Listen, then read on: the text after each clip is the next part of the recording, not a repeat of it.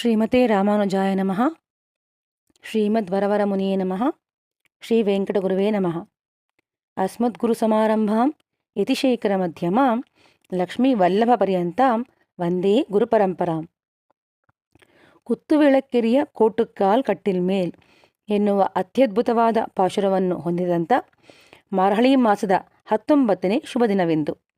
ಈ ಶುಭ ದಿನದಂದು ತಿರುಪ್ಪಾವೆಯಲ್ಲಿ ಪೂರ್ವಾಚಾರ್ಯರ ಶ್ರೀನುಡಿಮುತ್ತುಗಳು ಎನ್ನುವ ಶೀರ್ಷಿಕೆಯಡಿಯಲ್ಲಿ ಒಂದಿಷ್ಟು ವಿಶೇಷಾರ್ಥಗಳ ಅನುಭವವನ್ನು ಹೊಂದಲು ಆಚಾರ್ಯರ ಪಾದಾರವಿಂದಗಳಿಗೆ ನಮಿಸುತ್ತಾ ಭಾಗವತ ಕುಲಕೋಟಿಗೆ ಅಡಿಯನುಡಿಯ ಅನಂತಾನಂತ ಪ್ರಣಾಮಗಳೊಂದಿಗೆ ಹೃದಯಪೂರ್ವಕ ಸ್ವಾಗತವನ್ನು ಕೋರುತ್ತಿದ್ದೇನೆ. ಹಿಂದಿನ ಪಾಶುರದಲ್ಲಿ ಜಗನ್ಮಾತೆಯ ಪುರುಷಕಾರದಲ್ಲಿ ಪ್ರಪತ್ತಿ ಮಾಡುವುದು ಬಹು ಮುಖ್ಯ ಎಂದು ತಿಳಿಸಿಕೊಟ್ಟ ಆಂಡಾಳ್ ಈ ಪಾಶುರದಲ್ಲಿ ಒಬ್ಬ ಚೇತನನು ಆತ್ಮಶ್ರೇಯಸ್ಸನ್ನು ಹೊಂದಲು ಜಗನ್ಮಾತೆಯ ಪುರುಷಕಾರದೊಂದಿಗೆ ಭಗವಂತನ ಕೃಪೆಯೂ ಬೇಕು. ಜಗನ್ಮಾತೆಯನ್ನು ಶರಣು ಹೊಂದಿದವನನ್ನು ನಮ್ಮ ದಿವ್ಯ ಮಹಿಷಿಗೆ ಸೇರಿದವನು ಎಂದು ಭಗವಂತನು ನೆನೆಸುತ್ತಾನೆ. ಹಾಗೆಯೇ ಭಗವಂತನನ್ನು ಶರಣು ಹೊಂದಿದವನನ್ನು ಇವನು ನಮ್ಮ ಸ್ವಾಮಿಯ ಸ್ವತ್ತು ಎಂದು ಜಗನ್ಮಾತೆಯು ನೆನೆಯುತ್ತಾಳೆ. ಹೀಗೆ ಅವರಿಬ್ಬರೂ ಒಬ್ಬರಿಗೊಬ್ಬರು ಪೈಪೋಟಿ ಮಾಡುತ್ತಾ ಆ ಚೇತನನಲ್ಲಿ ಪ್ರೀತಿಯನ್ನು ತೋರಿಸುತ್ತಾರೆ. ಅಶೋಕವನದಲ್ಲಿ ಹನುಮಂತನನ್ನು ಕಂಡ ಸೀತೆ, ಇವನು ನನ್ನ ರಾಮನಿಗೆ ಶರಣು ಹೊಂದಿದವನು, ಹಾಗಾಗಿ ನನಗೂ ಆತ್ಮೀಯನಾದನು ಎಂದು ಅವನ ಬಳಿ ಲಕ್ಷ್ಮಣನಿಗೂ ತಿಳಿಯದ ಕಾಕಾಸುರ ವೃತ್ತಾಂತವನ್ನು ಹೇಳಿಕೊಳ್ಳುತ್ತಾಳೆ. ಅದೇ ರೀತಿ ತನ್ನ ಹೆಂಡತಿ ಮಕ್ಕಳ ಮುಖಾಂತರ ಸೀತೆಗೆ ದುಃಖದ ಸಮಯದಲ್ಲಿ ಸಾಂತ್ವನ ಹೇಳಿದ ವಿಭೀಷಣನನ್ನು ಇವನು ನನ್ನ ಸೀತೆಗೆ ಆತ್ಮೀಯವಾದವನು ಎಂದು ರಾಮನು ಅವನಲ್ಲಿ ಅತಿಯಾದ ಪ್ರೀತಿಯನ್ನು ತೋರುತ್ತಾನೆ. ಈ ರೀತಿ ದಿವ್ಯ ದಂಪತಿಗಳು ಚೇತನರಾದ ನಮ್ಮಲ್ಲಿ ಪೈಪೋಟಿಯೊಂದಿಗೆ ಪ್ರೀತಿಯನ್ನು ಹರಿಸುತ್ತಾರೆ. ಇವರ ರಕ್ಷಣೆಯ ನೆರಳಲ್ಲಿ ಚೇತನನಿಗೆ ಯಾವ ಕೊರತೆಯೂ ಬಾರದು ಅಲ್ಲವೇ? ಇದನ್ನೇ ಗೋದೆ ಈ ಪಾಶುರದಲ್ಲಿ ಹೇಳ ಹೊರಟಿದ್ದಾಳೆ. ಅಸ್ಮದ್ದೇಶಿಕ ಅಸ್ಮದೀಯ ಪರಮಾಚಾರ್ಯಾನ್ ಶೇಷಾನ್ ಗುರೂನ್ ಶ್ರೀಮನ್ ಲಕ್ಷ್ಮಣ ಯೋಗಿ ಪುಂಗವ ಮಹಾಪೂರ್ಣೌ ಮುನಿಂ ಯಾಮುನಂ ರಾಮಂ ಪದ್ಮವಿಲೋಚನಂ ಮುನಿವರಂ ನಾಥಂ ಶಠದ್ವೇಷಿಣಂ ಸೇನೇಶಂ ಶ್ರಿಯಮಿಂದಿರಾ ಸಹಚರಂ ನಾರಾಯಣಂ ಸಂಶ್ರಯೇ ಎಂದು ಆಚಾರ್ಯ ಸಂತತಿಯಲ್ಲಿ ನಾವು ಕ್ರಮವಾಗಿ ಶ್ರೀದೇವಿಯನ್ನು ನೆನೆದ ಮೇಲೆ ಶ್ರೀಯಪತಿಯನ್ನು ನೆನೆಯುವೆವು. ಹಾಗಾಗಿ ಜಗನ್ಮಾತೆಯನ್ನು ಪ್ರಾರ್ಥಿಸಿದ ನಂತರ ಅವಳನ್ನು ಮುಂದಿಟ್ಟುಕೊಂಡು ಭಗವಂತನನ್ನು ಪ್ರಾರ್ಥಿಸುತ್ತಿದ್ದಾಳೆ ಗೋದೆ. ಇಬ್ಬರೂ ಸೇರಿ ನೀಡುತ್ತಿರುವ ಅಮೋಘ ಸೇವೆ, ಅದಾಗಿ ಸಮ್ಮಿಲನದ ಸೇವೆ. ಇದನ್ನು ನಮ್ಮ ಶ್ರೀ ಸಂಪ್ರದಾಯದಲ್ಲಿ ಶೇರ್ತಿ ಸೇವೆ ಎನ್ನುತ್ತೇವೆ. ಶ್ರೀರಂಗದಲ್ಲಿ ವರ್ಷಕ್ಕೊಮ್ಮೆ ಪಂಗುನಿ ಉತ್ತಿರದ ಶುಭ ದಿನದಂದು, ಅದಾಗಿ ಪಂಗುನಿ ಮಾಸದ ಉತ್ತರ ನಕ್ಷತ್ರದ ದಿನದಂದು ಈ ಶೇರ್ತಿ ಸೇವೆಯ ವೈಭವವನ್ನು ಕಂಡು ಅನುಭವಿಸಬಹುದು. ಇವರಿಬ್ಬರನ್ನೂ ಸೇರಿ ಸೇವಿಸುವುದೇ ಒಂದು ಭಾಗ್ಯ. ಆ ಭಾಗ್ಯದ ಕುರಿತಾಗಿಯೇ ಈ ಪಾಶುರಾನುಭವ. ಹಿಂದೆ ಕೃಷ್ಣನನ್ನು ಎಬ್ಬಿಸಿ ನಂತರ ನೀಳಾದೇವಿಯನ್ನು ಎಬ್ಬಿಸಿ ಪ್ರಾರ್ಥಿಸಿದ್ದರಿಂದ ಯಾರು ಎದ್ದು ಬಾಗಿಲು ತೆಗೆಯಬೇಕೆಂಬ ಸ್ಪರ್ಧೆಯುಂಟಾಗಿ ಇಬ್ಬರೂ ಏಳದಿರಲು ನಪ್ಪಿನ್ನೆಯ ಮಡಿಲಲ್ಲಿ ಮಲಗಿರುವ ಶ್ರೀಕೃಷ್ಣನಿಗೆ ಗೋದೆಯು ಮಂಗಳಾಶಾಸನ ಮಾಡುತ್ತಾಳೆ. ಈ ಪಾಶುರದಲ್ಲಿ ಪರಮಾತ್ಮನ ಪ್ರಸಾದ ಅಭಿಮುಖ್ಯಗಳ ಪ್ರಬೋಧನಕ್ಕಾಗಿ ಮತ್ತೆ ನಪ್ಪಿನ್ನೈ ತಾಯಿಯನ್ನೇ ಪ್ರಾರ್ಥಿಸುತ್ತಾರೆ. ಕುತ್ತುವಿಳಕ್ಕೆರಿಯ ಶ್ರೀಕೃಷ್ಣನ ಮಹಡಿಯ ಮೇಲೆ ಶಯನಗೃಹದಲ್ಲಿ ಕಾಂಚನ ರತ್ನಗಳಿಂದ ನಿರ್ಮಿತವಾದ ದೀಪಸ್ತಂಭದಲ್ಲಿ ಮಂಗಳ ದೀಪಗಳು ಉರಿಯುತ್ತಿವೆ. ಇವು ಅಲ್ಲಿನ 5 ಮೂಲೆಗಳನ್ನು ಬೆಳಗುತ್ತಿವೆ. ಈ ಸಾಲಿಗೆ ಹೊಂದುವಂತೆ ನಾವು 3000 ಪಡಿ ವ್ಯಾಖ್ಯಾನದಲ್ಲಿ ಸ್ವಾಮಿ ಪೆರಿಯವಾಚಾನ್ ಪಿಳ್ಳೆಯ ಶ್ರೀನುಡಿ ಮುತ್ತೊಂದನ್ನು ಕಾಣಬಹುದು. ತಯಾಸ ರಾಜರ್ಷಿ ಸುತೋಭಿರಾಮಯ ಸಮೇಯುವಾನುತ್ತಮ ರಾಜಕನ್ಯೆಯ ಅತೀವರಾಮ ಶುಶುಬೇತಿ ಕಾಮಯ ವಿಭುಶ್ರಿಯ ವಿಷ್ಣುರಿವಾಮರೇಶ್ವರ. ಅತ್ಯಂತ ಸೌಂದರ್ಯವತಿಯಾದ ಉತ್ತಮ ರಾಜಪುತ್ರಿಯಾದ ಸೀತಾದೇವಿಯೊಂದಿಗೆ ಕೂಡಿದ ರಾಜರ್ಷಿ ಪುತ್ರನಾದ ಶ್ರೀರಾಮನು ತನ್ನನ್ನು ಅತ್ಯಂತ ಪ್ರೀತಿಸುವ ಶ್ರೀದೇವಿಯೊಂದಿಗೆ ಕೂಡಿದ ಅಮರರ್ಗಳ ಅಧಿಪತಿ, ಅದಾಗಿ ದೇವತೆಗಳ ಅಧಿಪತಿಯಾದ ಶ್ರೀ ಮಹಾವಿಷ್ಣುವಿನಂತೆ ಅತ್ಯಂತ ಪ್ರಕಾಶಮಯವಾದ ದೀಪದಂತೆ ಪ್ರಜ್ವಲಿಸುತ್ತಿದ್ದನು ಎನ್ನುವ ಶ್ರೀರಾಮಾಯಣದ ವಾಕ್ಯದಂತೆ ಇಲ್ಲಿ ನಪ್ಪಿನ್ನೆಯೊಡಗೂಡಿ ದಿವ್ಯ ಸೇವೆಯನ್ನು ನೀಡುತ್ತಿರುವ ಶ್ರೀಕೃಷ್ಣನು ಅಷ್ಟೇ ಪ್ರಕಾಶಮಯವಾದ ದೇದೀಪ್ಯಮಾನವಾದ ದೀಪದಂತೆ ಪ್ರಜ್ವಲಿಸುತ್ತಿರುವನು ಎಂದು ವರ್ಣಿಸುತ್ತಾರೆ ವ್ಯಾಖ್ಯಾನ ಚಕ್ರವರ್ತಿ ಶ್ರೀ ಪೆರಿಯವಾಚಾನ್ ಪಿಳ್ಳೈ ತಮ್ಮ 3000 ಪಡಿಯಲ್ಲಿ. ಕೋಟ್ಟುಕಾಲ್ ಕಟ್ಟಿಲ್ಮೇಲ್. ಶ್ರೀಕೃಷ್ಣನು ಕುವಲಯಾಪೀಡವೆಂಬ ಆನೆ ಅದಾಗಿ ಕಂಸನು ಕೃಷ್ಣನನ್ನು ಕೊಲ್ಲಲೆಂದು ತಯಾರಿ ಮಾಡಿ ನಿಲ್ಲಿಸಿದ್ದ ಮದ ಹಿಡಿದ ಆನೆ. ಅಂತಹ ಮದ ಹಿಡಿದ ಆನೆಯನ್ನು ಯಾವುದೇ ಪ್ರಯಾಸವಿಲ್ಲದೆ ಒಂದು ಹುಲ್ಲುಕಡ್ಡಿಯನ್ನು ಹಿಡಿದು ಗಾಳಿಯಲ್ಲಿ ತೂರು ಬಿಟ್ಟ ಹಾಗೆ ಆನೆಯ ಕಾಲನ್ನು ಹಿಡಿದು ಹೀಗೆ ಹಿಡಿದೆತ್ತಿ ಹಾಗೆ ಗಿರಗಿರನೆ ತಿರುಗಿಸಿ ಗಾಳಿಯಲ್ಲಿ ಬೀಸಿ ಒಗೆದು ಕ್ಷಣಮಾತ್ರದಲ್ಲಿ ಕೊಂದ. ಆ ಸತ್ತ ಕುವಲಯಾಪೀಡವೆಂಬ ಆನೆಯ ಮುಖದಿಂದ ಕಿತ್ತು ತಂದ ದಂತದಿಂದ ಮಾಡಿದ ಕಾಲುಗಳೆಲ್ಲ ಮಂಚ. ವೀರಪತ್ನಿಯಾದ್ದರಿಂದ ತನ್ನ ಪತಿಯ ವೀರ್ಯವನ್ನು ಸೂಚಿಸುವ ಈ ಮಂಚವಿಲ್ಲದೆ ಅವಳಿಗೆ ನಿದ್ದೆ ಬಾರದು. ಮೆತ್ತೆಂಡ್ರ ಪಂಜಶಯನತ್ತಿನ್ ಮೇಲೇರಿ. ಮೃದುವಾಗಿ ಸೌಂದರ್ಯ, ತಂಪು, ಮಾರ್ಧವ, ಸುವಾಸಿತಭರಿತ ಹಾಗೂ ಬೆಳ್ಳಗೆ ಶುಭ್ರವಾಗಿರುವ ಪಂಚವಿಧ ಸೌಖ್ಯದಿಂದ ಕೂಡಿದ ಹಾಸಿಗೆ. ಸೌಖ್ಯವಾಗಿ ನಿದ್ರಿಸಲು ಬೇಕಾದ ಸಕಲ ಗುಣಪೂರ್ತಿಯೊಂದಿಗೆ ಕೂಡಿದ ಹಾಸಿಗೆಯನ್ನು ಪಂಚಶಯನ ಎನ್ನುತ್ತಿದ್ದಾಳೆ ಗೋದೆ. ಇಂತಹ ಪಂಚಶಯನವನ್ನೇರಿ ಈ ಪಾಶುರದಲ್ಲಿ ಭಗವಂತನೂ ಹಾಗೂ ಜಗನ್ಮಾತೆಯು ಪರಮಪದದಲ್ಲಿ ಮಣಿಮಂಟಪದಲ್ಲಿ ಆದಿಶೇಷನೆನ್ನುವ ಹಾಸಿಗೆಯಲ್ಲಿ ವಿರಾಜಮಾನರಾಗಿರುವ ಭಂಗಿಯನ್ನೇ ಇಲ್ಲಿ ವರ್ಣಿಸಿದ್ದಾಳೆ. ಗೋದೆ ಇಲ್ಲಿ ಮತ್ತೆನ್ನ ಪಂಚಶಯನವೆನ್ನುವುದೇ ಆದಿಶೇಷನೆನ್ನುವ ಹಾಸಿಗೆ. ಕೃಷ್ಣನೇ ಪರಮಪದನಾಥನು, ನಪ್ಪಿನ್ನಿಯೇ ದಿವ್ಯಮಹಿಷಿ, ಗೋಪಿಯರೇ ಮುಕ್ತಾತ್ಮಗಳು. ಮೋಕ್ಷಕ್ಕೆ ಹೋಗುವ ಮುಕ್ತಜೀವನು ಅಲ್ಲಿ ಮಣಿಮಂಟಪದ ಬಳಿ ಹೋಗಿ ಆದಿಶೇಷನೆನ್ನುವ ಹಾಸಿಗೆಯನ್ನು ತುಳಿದು ಮೇಲೆ ಹತ್ತಿ ಭಗವಂತನ ಮಡಿಲಲ್ಲಿ ಆಸೀನನಾಗುತ್ತಾನೆ ಎಂದು ವೇದವು ಹೇಳುತ್ತದೆ. ಅದನ್ನೇ ಇಲ್ಲಿ ಗೋದೆಯು ತಿಳಿಸುತ್ತಿದ್ದಾಳೆ.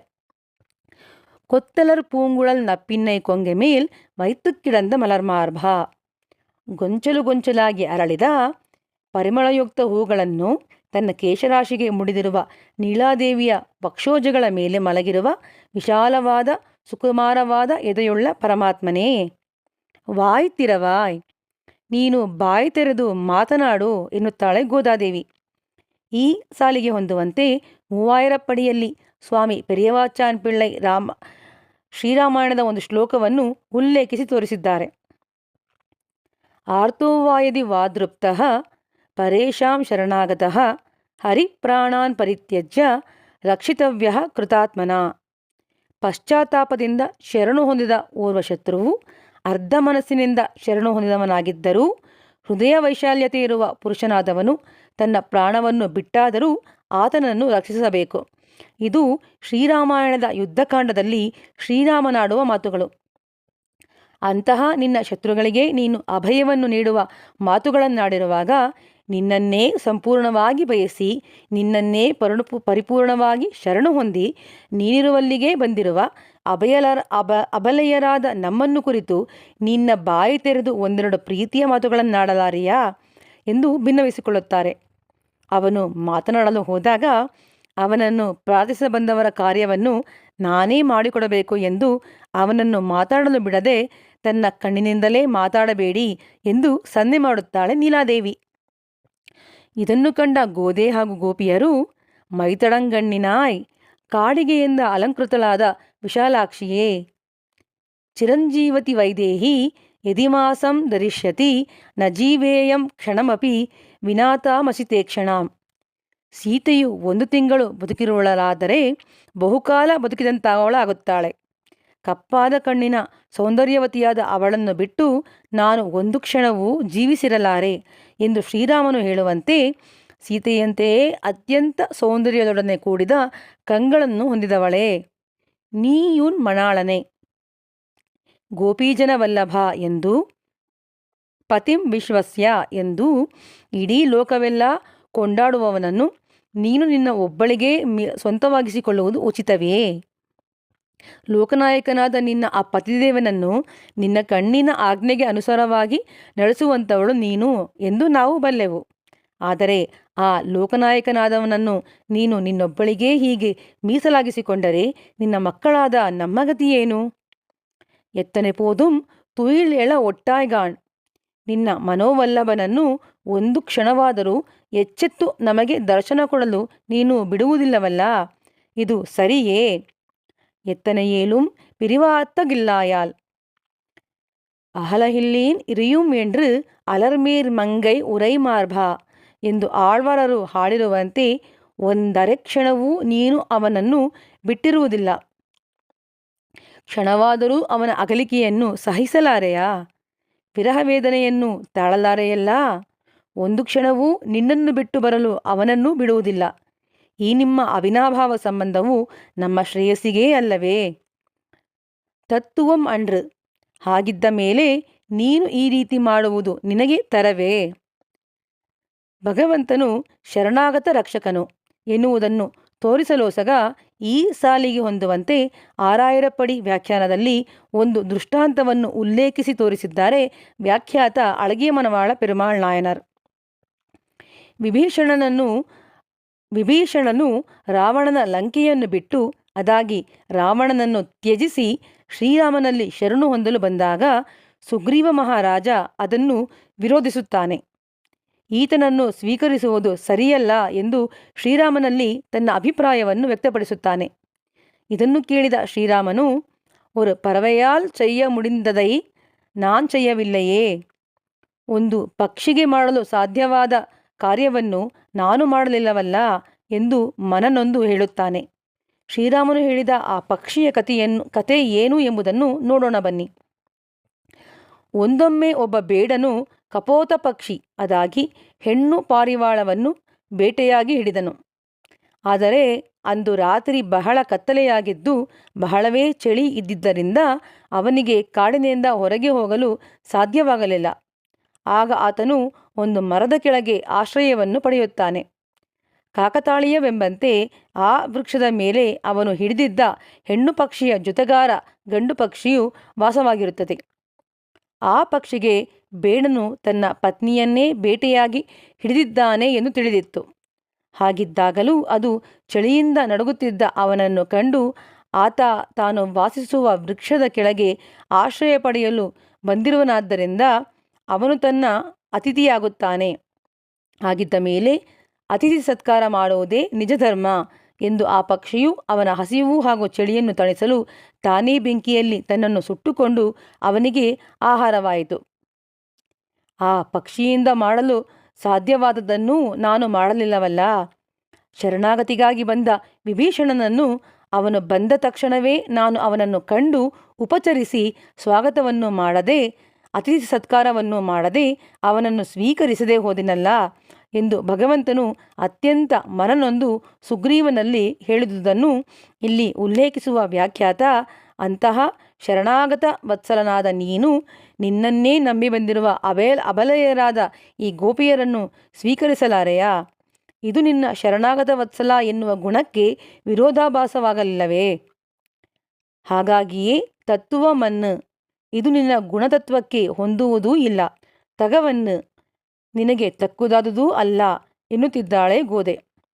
ಹಾಗೆಯೇ ಪಾಪಾನಾಂವಾ ಶುಭಾನಾಂವಾ ವದರ್ಹಾಣಾಂ ಪ್ರವಂಗಮ ಎಂದು ಪಾಪಿಗಳಾದರೂ ಸರಿ ಪುಣ್ಯವಂತೆಯರಾದರೂ ಸರಿ ಈ ರಾಕ್ಷಸಿಗಳು ವಧಿಸಲ್ಪಡಲು ಅರ್ಹರಲ್ಲ ಎಂದು ತನಗೆ ಕೆಟ್ಟದ್ದನ್ನು ಮಾಡಿದವರನ್ನು ರಕ್ಷಿಸುವ ಜಗನ್ಮಾತೆ ಸೀತಾದೇವಿಯಂತೆ ಕಾರುಣ್ಯ ಸ್ವರೂಪವನ್ನು ಹೊಂದಿದವಳಲ್ಲವೇ ನೀನು? ರಾಕ್ಷಸಿಯರನ್ನೇ ರಕ್ಷಿಸಿದ ನೀನು ಅಬಲೆಯರಾದ ನಮ್ಮನ್ನು ರಕ್ಷಿಸಲಾರೆಯಾ ಎಂದು ಗೋದೆಯ ಮನಸ್ಸಿನ ಭಾವವನ್ನು ಅತ್ಯದ್ಭುತವಾಗಿ ವರ್ಣಿಸುತ್ತಿದ್ದಾರೆ ವ್ಯಾಖ್ಯಾತ. ತಗವು ಮಣ್ರು.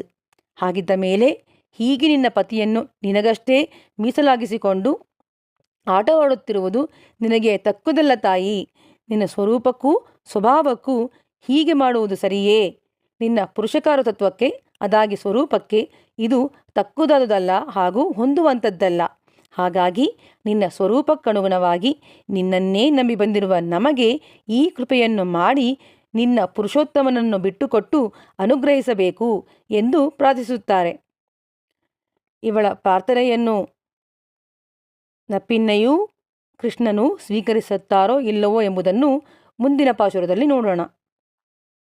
ಕುತ್ತು ವಿಳಕ್ಕೆರಿಯ ಎನ್ನುವಂತೆ ಜ್ಞಾನದೀಪದ ಬೆಳಕಲ್ಲಿ ಕೋಟುಕ್ಕಾಲ್ ಕಟ್ಟಿಲ್ ಮೇಲ್ ಪ್ರಪಂಚವೆನ್ನುವ ಮಂಚ, ಇದನ್ನು ಹೊತ್ತಿರುವ 4 ಕಾಲುಗಳು, ಅದಾಗಿ ಭಗವಂತನ 4 ರೂಪಗಳು: ವಾಸುದೇವ, ಸಂಕರ್ಷಣ, ಪ್ರದ್ಯುಮ್ನ, ಅನಿರುದ್ಧ. ಇಂತಹ 4 ಕಾಲುಗಳೆಲ್ಲ ಮಂಚದ ಮೇಲೇರಿ ಕೊತ್ತಲರ್ ಪೂಂಗುಳಲ್ ನಪ್ಪಿನ್ನೈ ಕೊಂಗೆಮೇಲ್ ವೈತು ಕಿಡಂದ ಮಲರ್ಮಾರ್ಭ, ಅದಾಗಿ ತನ್ನ ದಿವ್ಯ ಮಹಿಷಿಯೊಂದಿಗೆ ಭಗವಂತನು ಪವಡಿಸಿರುವ ಮೆತ್ತೆಂಡ್ರ ಪಂಚಶಯನವೇ, ಅದಾಗಿ ಮೆತ್ತಗಿರುವ ಹಾಸಿಗೆಯೇ ಆದಿಶೇಷ. ಅಹಂ ಸರ್ವ ಕರಿಷ್ಯಾಮಿ ಎಂದು ಭಗವಂತನಿಗೆ ಸಕಲ ವಿಧ ಕೈಂಕರ್ಯವನ್ನು ಎಡಬಿಡದೆ ಮಾಡುತ್ತಿರುವ ಆದಿಶೇಷನ ಅಂಶವಾಗಿ ಅವತರಿಸಿದವರೇ ಆಚಾರ್ಯ ಶ್ರೀರಾಮಾನುಜರು. ಮೈತಳಂಗಣ್ಣಿನ ಜಗನ್ಮಾತೆಯ ಮಣಾಳನನ್ನು ಅನುಭವಿಸುವುದೇ ಪರಮಪುರುಷಾರ್ಥ. ಹಾಗಾಗಿ ಅವನ ನಾಮ ಸಂಕೀರ್ತನೆ ಮಾಡಲು ನೀ ವಾಯ್ತಿರವಾಯ್, ನೀ ಬಾಯಿತೆಗೆ ಎಂದು ತಾಮಸ ನಿದ್ದೆಗೆ ಜಾರಿದ ಜೀವಾತ್ಮನನ್ನು ಎಚ್ಚರಿಸಿ ಈ ಸಂಸಾರ ಸಾಗರವನ್ನು ದಾಟಿಸಿ ಭಗವಂತನ ಸಾಮೀಪ್ಯಕ್ಕೆ ಕೊಂಡೊಯ್ಯಲೆಂದು ಅವತರಿಸಿದವರೇ ಆಚಾರ್ಯ ಶ್ರೀರಾಮಾನುಜರು. ನಚೇದ್ ರಾಮಾನುಜೇತ್ಯೇಷ ಚತುರಾಚತುರಾಕ್ಷರಿ ಎನ್ನುವಂತೆ ರಾಮಾನುಜ ಎನ್ನುವ 4 ದಿವ್ಯ ಅಕ್ಷರವನ್ನು ಹೊಂದಿದ ಜಗದಾಚಾರ್ಯರಾದ ಶ್ರೀರಾಮಾನುಜರ ಪಾದಾರವಿಂದವನ್ನು ಆಶ್ರಯಿಸಿದರೆ ಸಾಕು, ನಮ್ಮ ಪಾಪವೆಲ್ಲ ಬೆಂಕಿಗೆ ಸೋಕಿದ ಹತ್ತಿಯಂತೆ ಸುಟ್ಟು ಬೂದಿಯಾಗಿ ಪುಣ್ಯನಾದ ಭಗವಂತನ ಸಾಮೀಪ್ಯ ದೊರೆಯುವುದು ಎನ್ನುವುದರಲ್ಲಿ ಯಾವುದೇ ಸಂದೇಹವಿಲ್ಲ. ಇಂತಹ ಶ್ರೇಷ್ಠತಮ ಆಚಾರ್ಯರ ಶ್ರೀಪಾದವನ್ನಾಶ್ರಯಿಸಿದ ನಮ್ಮ ಪೂರ್ವಾಚಾರ್ಯರ ಶ್ರೀಪಾದಗಳನ್ನು ಆಶ್ರಯಿಸಿ ಅವರ ಮುಖೇನ ಜಗನ್ಮಾತೆಯ ಹಾಗೂ ಜಗದೀಶನ ಕೃಪೆಗೆ ಪಾತ್ರರಾಗೋಣ ಎನ್ನುತ್ತಾ ಅಸ್ಮದಾಚಾರ್ಯರ ಪಾದಾರವಿಂದಗಳಿಗೆ ನಮಿಸುತ್ತಾ ಇಂದಿನ ಈ ಸಂಚಿಕೆಗೆ ಮಂಗಳ ಹಾಡುತ್ತಿದ್ದೇನೆ. ಅಡಿಯೇನ್ ರಾಮಾನುಜದಾಸಿ ಕೃಷ್ಣ ತಪಸ್ವಿನಿ. ಶ್ರೀಮತ್ಯೈ ವಿಷ್ಣುಚಿತ್ತಾರ್ಯ ಮನೋನಂದನ ಹೇತವೇ ನಂದನಂದನ ಸುಂದರಿಯೇ ಗೋದಾಯೇ ನಿತ್ಯಮಂಗಳಂ ಶ್ರೀಮತೆ ಸೌಮ್ಯಜಾಮಾತೃ ಮುನೀಂದ್ರಾಯ ಮಹಾತ್ಮನೆ ಶ್ರೀರಂಗವಾಸಿನೇ ಭೂಯಾತ್ ನಿತ್ಯಶ್ರೀರ್ ನಿತ್ಯಮಂಗಳಂ ಮಂಗಳಾಶಾಸನ ಪದೇನ್ ಮದಾಚಾರ್ಯ ಪುರೋಗಮೈ ಸರ್ವೈಶ್ಚ ಪೂರ್ವೈರಾಚಾರ್ಯೈ ಸತ್ಕೃತಾಯಾಸ್ತು ಮಂಗಳಂ. ஆண்டாள் ரங்கமன்னார் திருவிடைகளே சரணம். ஆழ்வார் எம்பெருமானார் ஜீயர் திருவிடைகளே சரணம். ஆச்சாரியன் திருவிடைகளே சரணம். ஸ்ரீமதே ராமானுஜாய நமஹ.